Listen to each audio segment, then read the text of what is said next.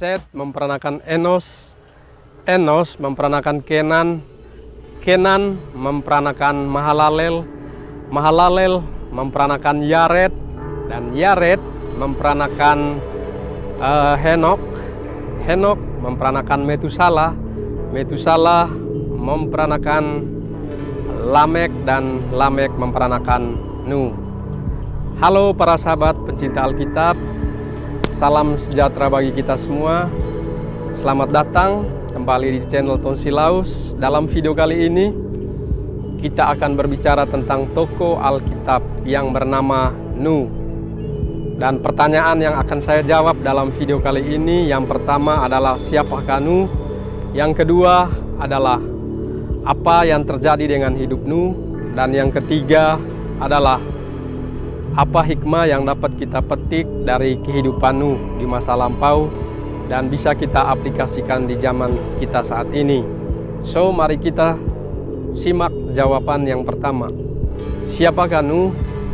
Nuh adalah seorang tokoh yang ada di dalam Alkitab yang sangat luar biasa dan sangat terkenal. Nuh adalah orang yang taat dan setia kepada Tuhan. Dan Nuh adalah orang yang benar pada zamannya. Nama Nuh dalam bahasa Ibrani adalah Noah, yang artinya perhentian, kelegaan, atau penghiburan. Pekerjaan Nuh adalah seorang petani, dan Nuh memiliki 3 orang putra bernama Sem, Ham, dan Yafet. Kemudian Nuh dianugerahi umur yang sangat panjang, yaitu 950 tahun. Nuh adalah generasi ke-9 dari Adam melalui keturunan Set, di mana Adam memiliki anak bernama Kain dan Habel, dan juga anak-anak perempuan yang tidak tercatat di dalam Alkitab. Lalu pada suatu hari Kain membunuh saudaranya, yaitu Habel, oleh karena rasa iri. Kemudian Allah pun murka terhadap Kain, dan Kain pun meninggalkan Allah dan keluarganya. Namun Allah memberikan satu anak lagi kepada Adam dan Hawa, yaitu Set.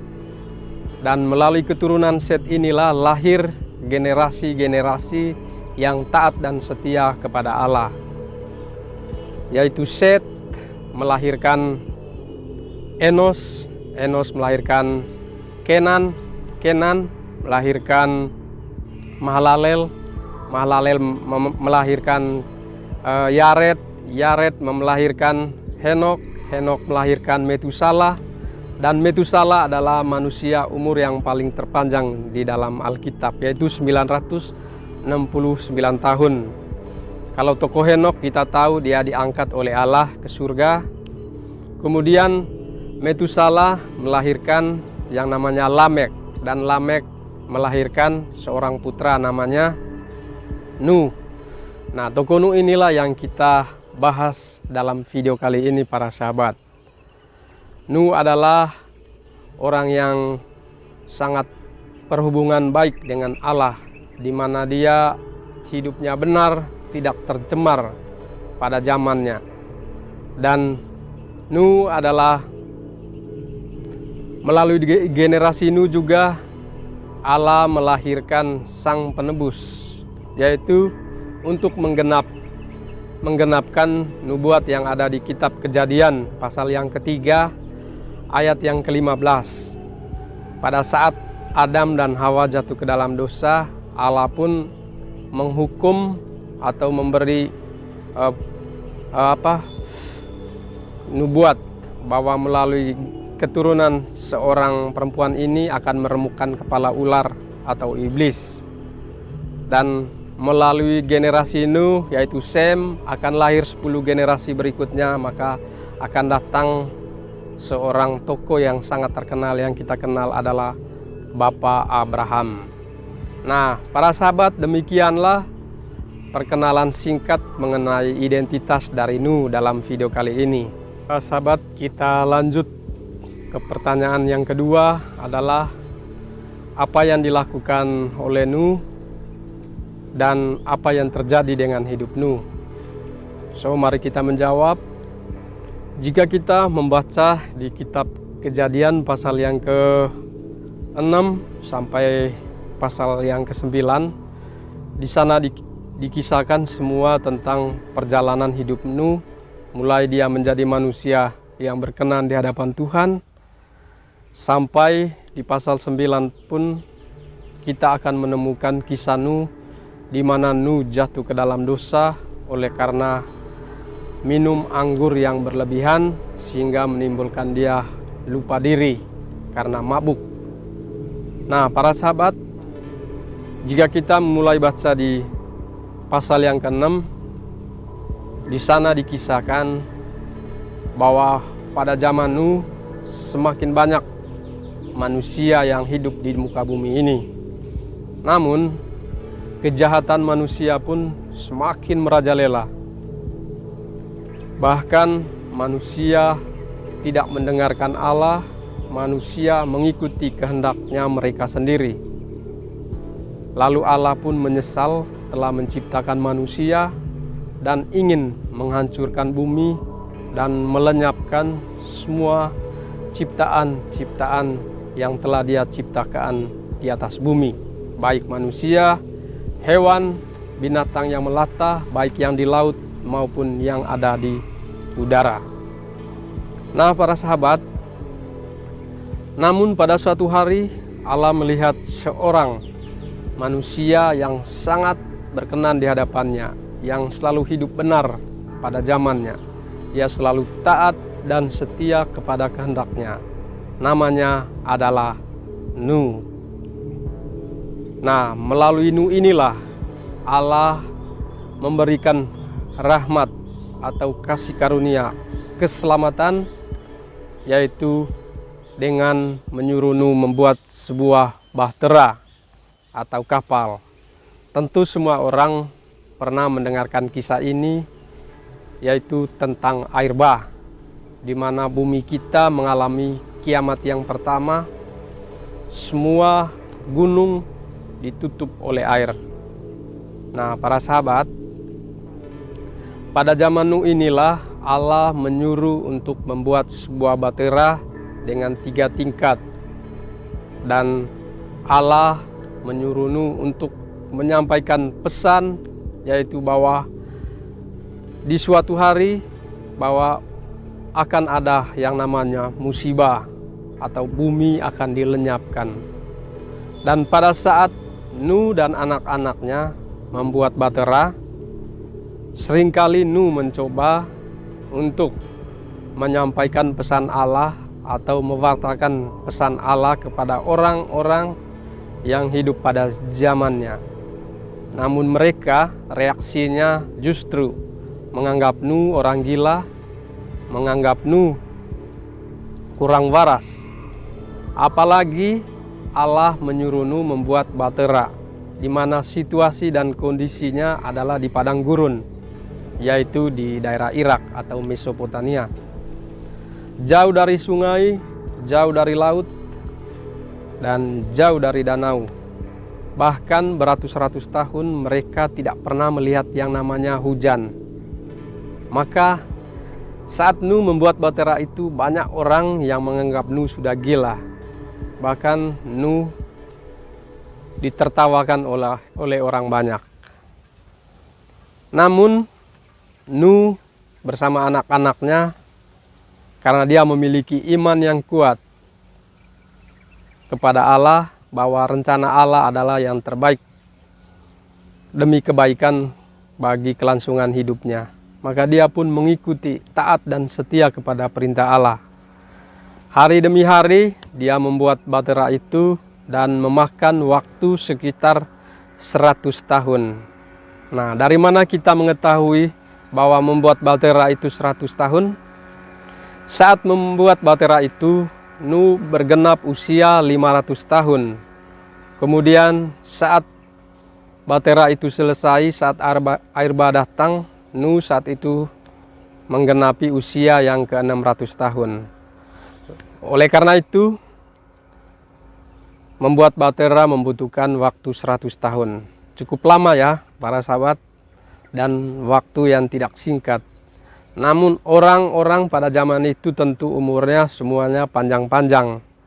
Karena saat itu mereka belum memakan daging kecuali sayur, buah-buahan, dan biji-bijian. Sehingga apa yang mereka makan tentu sangat memberi manfaat bagi kesehatan mereka. Salah satunya sehingga umur mereka panjang. Nah, kemudian para sahabat, setelah Nuh membuat batera itu, Allah pun menyuruh Nuh dan ketiga anaknya, istri-istri mereka untuk masuk ke dalam batera itu. Kemudian binatang-binatang baik jantan dan betina yang berpasang-pasangan masuk ke dalam batera itu. Kemudian Allah sendiri yang menutup pintu batera itu. Lalu apa yang terjadi para sahabat? Mulailah hujan turun dari hari demi hari, yaitu sekitar 40 hari 40 malam. Hujan terus menerus turun. Bahkan air hujan tidak mampu lagi ditampung di laut, dan kemudian bumi pun ditenggelami oleh yang namanya air atau air bah. Semua gunung-gunung sudah tidak terlihat lagi. Maka banyak orang yang menjerit minta tolong untuk masuk ke dalam batera. Tapi semuanya sudah terlambat. Semua manusia yang hidup pada zaman itu, baik binatang, semua makhluk hidup semuanya mati. Kecuali keluarga Nuh yang ada di dalam batera dan binatang-binatang yang ikut bersama mereka. Nah, para sahabat, singkat cerita, air bah itu terus berada sekitar 370 hari. Dan Nuh dan keluarganya tinggal di dalam batera, yaitu 370 hari atau 1 tahun 10 hari mereka tinggal di dalam batera. Kemudian singkat cerita, air pun mulai surut. Kemudian Nuh melepaskan burung gagak, kemudian burung merpati. Dan kita tahu kisah itu. Kemudian mereka pun menemukan yang namanya daratan. Di daratan itulah mereka keluar dari batera, lalu Nuh pun membuat mezbah untuk menyiapkan persembahan anak domba untuk dikurbankan kepada Allah. Saat Nuh membuatkan persembahan kurban anak domba itu, nah muncullah pelangi di atas langit. Nah, pelangi ini para sahabat melambangkan bahwa habis masa kekelaman muncul ada harapan atau kabar baik. Habis gelap terbitlah terang. Nah, atau berakit-rakit dahulu, berenang-renang ke tepian. Nah, para sahabat, setelah itu kehidupan Nuh dan keluarga pun lanjut seperti kehidupan mereka sebelum adanya air bah. Jika pada saat 100 tahun Nuh sibuk dengan membuat batera menjadi seorang tukang, namun setelah itu Nuh kembali kepada pekerjaan lamanya menjadi seorang petani. Dan saat itu Nuh pun menanam pohon anggur, dan tentu kita tahu kisah itu. Setelah Nuh panen hasil dari pekerjaannya, dia pun merayakan dengan minum anggur. Dan yang membuat Nuh jatuh ke dalam dosa, dia meminum anggur yang berlebihan sehingga dia pun mabuk. Akibat mabuk terjadilah lupa diri, lupa kesadarannya bahwa dirinya adalah saat itu dalam keadaan yang telanjang. Dan dampak dari apa yang dilakukan oleh Nuh, pada saat itu anaknya yang kedua bernama Ham melihat aurat ayahnya. Nah, karena Ham tidak bisa menjaga mulutnya untuk tidak menceritakan aib orang tuanya, justru dia menceritakan kepada saudara-saudaranya ataupun kepada orang lain, sehingga Ham pun mengalami kutukan. Dan yang lebih aneh yang menjadi pertanyaan sampai saat ini, kenapa bukan Ham yang dikutuk oleh Nuh, tetapi justru anak bungsunya yang bernama Kanaan? Dan itu pun masih menjadi pertanyaan hingga saat ini. Nah, para sahabat, kemudian Sem dan Yafet pun pergi menutupi aurat ayahnya. Itu seperti yang terjadi dalam kisah di Taman Eden saat Adam dan Hawa jatuh ke dalam dosa. Dan Allah menutup aurat mereka atau ketelanjangan mereka dengan kulit binatang. Dan seperti itulah yang dilakukan oleh Sem dan Yafet. Dan Nuh pun memberkati hidup mereka. Dan melalui garis keturunan Sem, 10 generasi ke depan akan lahir yang namanya Bapa Abraham atau Bapa orang beriman. Dan Yafet pun diberikan berkat oleh Nuh. Dan menurut Alkitab adalah Eropa adalah bagian dari keturunan Yafet dan juga Asia. Nah, para sahabat, demikianlah pertanyaan yang kedua yang dapat saya jawab. Mungkin masih banyak jawaban-jawaban yang lain, tapi saya yakin dan percaya agar para sahabat mengetahui jawaban yang lebih detail tentang kisah tokoh Nuh ini, silakan baca di kitab Kejadian pasal yang ke-6 sampai ke-9. Oke, para sahabat, kita lanjut ke pertanyaan yang ketiga. Kira-kira hikmah apa yang dapat kita petik dari kehidupan Nuh, baik keluarganya maupun apa yang terjadi dengan hidup Nuh? Adalah menjaga kelakuan kita. Para sahabat, Allah mempunyai otoritas bagi kehidupan kita. Dia memiliki kuasa yang penuh bagi kehidupan kita dan semua ciptaan-ciptaan yang ada di dunia ini. Jadi, bagi kita sebagai yang mengaku pengikut Kristus, sebagai mengaku anak-anak Allah, maka kita harus dituntut untuk menjaga kelakuan kita agar tetap memiliki kasih, memiliki sikap yang baik terhadap semua orang, sebagai gambaran Kristus di tengah-tengah dunia. Dan marilah kita meneladani hidup Nuh. Jika pada zaman Nuh banyak manusia yang mengikuti kehendak sendiri, banyak manusia yang hatinya senang dengan yang namanya kejahatan, senang berbuat dosa, maka melalui kisah dari tokoh Nuh pada video kali ini, marilah kita untuk merenung. Kita harus kembali ke jalan yang benar agar kita sebagai identitas pengikut Kristus, sebagai anak-anak Allah, mampu menyenangkan hatinya, mampu berkenan di hadapannya. Janganlah kita melakukan yang bikin Allah membuat dia marah, atau kita mengalami yang namanya murka atau hukuman dari Allah. Nah, itu adalah hikmah yang pertama, para sahabat. Kita harus menjaga kelakuan dan sikap kita untuk menjadi manusia yang lebih baik dan lebih menghasilkan buah-buah roh yang telah kita dapatkan melalui yang kita pelajari dalam kitab suci. Nah, para sahabat, hikmah yang kedua yang dapat kita ambil dari kisah Nuh adalah Allah itu Maha Penyabar. Namun, jika manusia terus hidup seperti orang yang pada zaman Nuh, melupakan Sang Penciptanya, tidak melakukan yang namanya hubungan yang intim atau hubungan yang lebih dekat dengan dia, maka suatu saat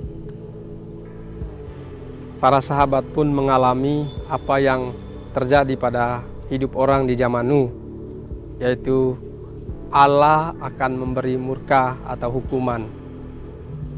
Mungkin seperti zaman ini, seperti COVID ataupun bencana alam yang kita lihat pada zaman ini. Mungkin itu adalah teguran-teguran buat kita agar kita lebih dekatkan diri lagi kepada Tuhan, lebih intim lagi berhubungan dengan Tuhan. Jangan terlalu dipengaruhi oleh keinginan-keinginan daging atau dikuasai oleh hal-hal duniawi dan kita melupakan Sang Pencipta kita. Dan ingat para sahabat, pada zaman Nuh, pada saat air bah datang, semua orang tidak memiliki pikiran bahwa air bah akan datang melenyapkan hidup mereka. Begitupun yang kita tahu dalam kitab suci bahwa Tuhan akan datang kembali ke dalam dunia ini yang kedua kali. Dan jika dia datang, maka terjadilah kiamat yang kedua. Menurut kitab suci, jika dulu di kiamat pertama oleh air, maka yang kedua nanti bumi kita dipenuhi dengan api untuk melenyapkan semua hal-hal yang penuh dengan kejahatan atau dosa. Kemudian kita harus mengikuti keteladan Nuh para sahabat. Kita harus selalu mendekatkan diri kepada Tuhan dan selalu berjaga-jaga, selalu waspada. Mungkin kiamat kedua bagi kita adalah kematian kita. Kematian datang seperti seorang pencuri yang datang ingin mencuri di rumah kita, yang datang ingin merampok, tanpa ada perjanjian terlebih dahulu. Begitu juga hari Tuhan datang atau anak manusia datang. Seperti di Injil, Tuhan Yesus berbicara di sana, dia mengumpamakan anak manusia datang itu seperti kejadian zaman Nuh. Orang sibuk hanya makan, minum, kawin, dan mengawinkan. Mereka lupa persiapan untuk hidup kudus, hidup berkenan di hadapan Tuhan. Dan jika kita hidup selalu waspada, seperti gadis yang bijaksana, atau banyak perumpamaan lain yang ada dalam kitab suci, maka kita pun akan memperoleh keselamatan di dalam Tuhan, nama Tuhan kita Yesus Kristus. Nah, itu adalah hikmah yang kedua para sahabat. Hikmah yang ketiga adalah kita sebagai pengikut Kristus, kita diutus ke dalam dunia ini adalah untuk mewartakan kabar baik, mewartakan Injil tentang kabar keselamatan. Mungkin tiap hari kita sibuk dengan pekerjaan kita, namun para sahabat, apapun profesi para sahabat, apapun pekerjaan para sahabat, jangan lupa untuk mewartakan firman Tuhan, baik dengan perbuatan kita, baik dengan ucapan kita, sebagai saksi yang hidup di tengah-tengah dunia, sebagai murid-murid Kristus. Saat kita telah dibaptis, kita telah dimandatkan oleh Tuhan, wartakanlah Injil sampai ke ujung dunia. Maka tugas kita adalah mewartakan kebenaran. Seperti zaman Nuh. Nuh bekerja membuat bahtera selama 100 tahun. Namun dia tidak pernah melupakan untuk terus mencoba untuk mewartakan pesan Tuhan kepada tetangganya, kepada orang-orang yang hidup pada zamannya. Namun karena respon orang yang hidup pada zaman itu tidak menanggapi dengan baik, maka saat air bah, penyesalanlah yang terjadi. Mereka pun musnah, mati, tidak memperoleh yang namanya keselamatan di dalam bahtera itu. Para sahabat, bahtera adalah melambangkan Kristus. Jika dulu 100 tahun membuat bahtera membutuhkan waktu yang lama, itu adalah kesempatan Allah kepada orang hidup pada zaman itu, agar mereka segera bertobat. Begitupun pada zaman ini, bahtera kita adalah Kristus. sambil menunggu kedatangan Tuhan, Tuhan memberikan kesempatan kepada kita. Kita harus sering-sering mendengarkan kabar baik tentang Injil, tentang keselamatan, baik di gereja melalui para romo, para hamba-hamba Tuhan, baik pun para pewarta Injil yang memberikan dampak positif bagi pertumbuhan iman kita, agar kita semakin mengenal yang namanya jalan kebenaran, yaitu Tuhan kita Yesus Kristus. Nah, demikian video kali ini para sahabat, dan janji Tuhan kepada Nu para sahabat bahwa Dia tidak akan melenyapkan bumi ini lagi dengan air bah. Dan kita juga tahu Nu yang hidup sempurna di mata Tuhan oleh karena perbuatannya sendiri sehingga dia jatuh ke dalam dosa. Nah, mungkin itu yang namanya dosa warisan para sahabat. Sejak Adam dan Hawa jatuh ke dalam dosa ketidaktaatan di Taman Eden, maka yang namanya manusia selalu dihantui, dipengaruhi oleh hal-hal yang jahat yang ada di dunia ini untuk menjatuhkan kita, untuk menjauhkan kita kepada Allah. Namun bagi kita sebagai pengikut Kristus, kita harus terus berjuang untuk hidup kudus, mau bertobat, menyesali segala dosa kita agar kita tetap berkenan di hadapan Tuhan. Oke para sahabat, demikianlah untuk video kali ini. Sampai jumpa di video toko-toko Alkitab berikutnya. Semoga Tuhan senantiasa memberkati para sahabat, menyertai para sahabat, diberikan rezeki yang berlimpah dan kesehatan bagi para sahabat dan keluarga. Amin.